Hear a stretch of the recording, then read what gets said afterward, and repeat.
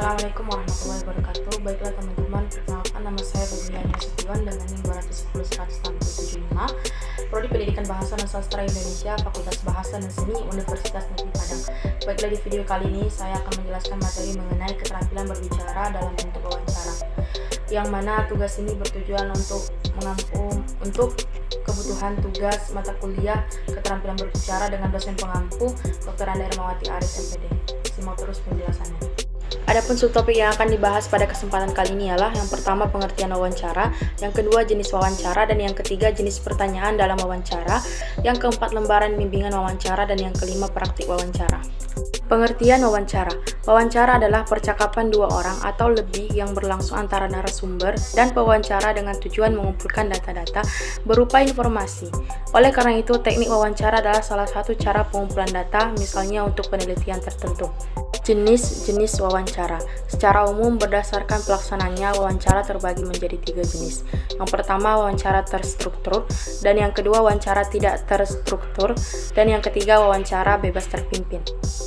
Wawancara terstruktur adalah wawancara yang terpimpin di mana semua pertanyaan-pertanyaan yang ingin diajukan sudah dipersiapkan secara rinci dan lengkap. Kemudian wawancara tidak terstruktur adalah sesuai namanya, tidak terstruktur, kebalikan dari wawancara terstruktur, di mana pertanyaan-pertanyaan yang diajukan bersifat terbuka. Jenis ini juga biasa disebut wawancara bebas sebab wawancara dapat menanyakan apa saja kepada narasumber. Namun perlu dijadikan catatan adalah pertanyaan-pertanyaan tersebut tetap relevan dengan kebutuhan data agar wawancara masih bisa terkendali. Dan yang ketiga, wawancara bebas terpimpin.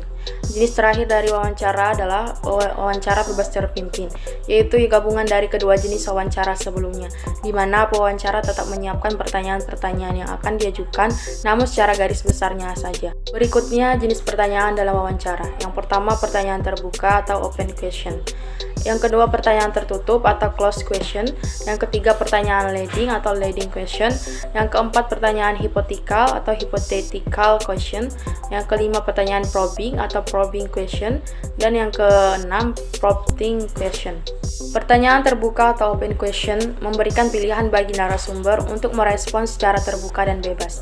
Contoh, mengapa Anda tidak mengembangkan pesantren untuk narkoba?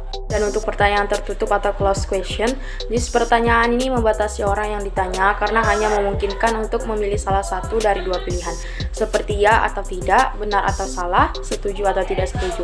Contoh, benar nih, ongkos naik haji bakal naik 30% minggu depan.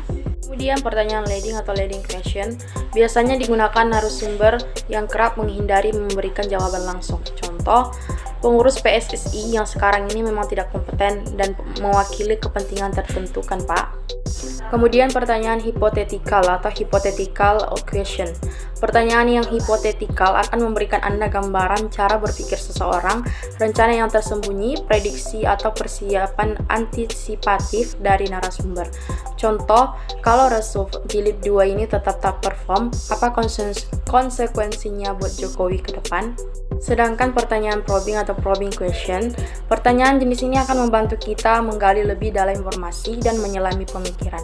Jenis pertanyaan seperti ini akan sangat cocok dalam pola interview yang bersifat cornering atau investigatif.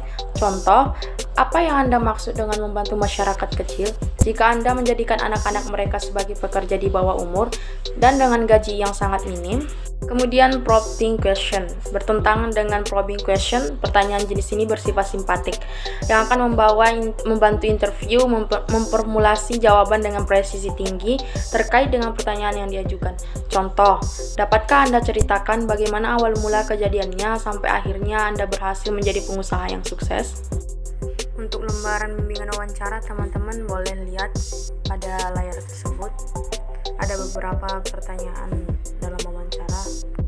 Kemudian subtopik berikutnya praktik wawancara. Hal-hal yang harus kita perhatikan sebelum praktik wawancara. Yang pertama, tentukan narasumber dan waktu pelaksanaan wawancara. Kemudian tentukan topik dan tujuan wawancara. Susun daftar pertanyaan dan kuasai pertanyaan tersebut. Siapkan keperluan dalam wawancara dan siapkan data diri. Berikut contoh wawancara tentang lingkungan yang dilakukan pada waktu Senin 14 November 2019 pukul 1 sampai dengan 1.30 WIB, tempat halaman kantor Desa Cilaban, Buah Batu, Bandung. Narasumber Parajiman Sistrowardoyo. Umur tidak diketahui. Pekerjaan masyarakat sipil. Adapun jenis pertanyaan wawancaranya ialah, bagaimana pendapat Bapak tentang kebersihan lingkungan? Menurut Bapak tersebut, kebersihan lingkungan harus selalu kita jaga karena bagaimanapun lingkungan yang baik akan membuat warganya nyaman dan produktif, dan kalau lingkungannya buruk, maka itu juga akan menjadi salah satu sumber penyakit. Kemudian lanjut pertanyaan berikutnya, menurut Bapak bagaimana cara agar lingkungan kita selalu bersih? Pendapat Bapak tersebut, menurut saya peran pemerintah dan masyarakat sangat penting. Di satu sisi masyarakat harus sadar akan kebersihan lingkungan, salah satunya adalah dengan jangan membuang sampah sembarangan apalagi membuangnya ke sungai. Namun di sisi lain pemerintah juga harus menyediakan sarana yang memadai seperti penyediaan tong-tong sampah dan truk-truk pengangkut sampah yang memadai agar sampah tidak menumpuk. Kemudian pertanyaan berikutnya, bagaimana kebersihan lingkungan di Desa Cilaban ini menurut pendapat Bapak? Bapak tersebut berpendapat lingkungan di desa ini cukup bersih, warga-warganya sudah banyak yang sadar akan pentingnya kebersihan lingkungan.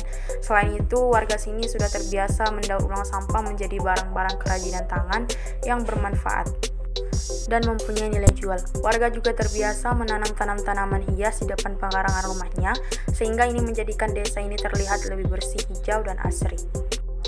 Mungkin demikianlah penjelasan beserta rinciannya mengenai keterampilan berbicara dalam bentuk wawancara. Semoga bermanfaat bagi kita semua dan bisa kita amalkan dalam kehidupan sehari-hari. Amin. Sekian, terima kasih. Wassalamualaikum warahmatullahi wabarakatuh. Jangan lupa untuk like, comment, share, and subscribe video ini. Thank you.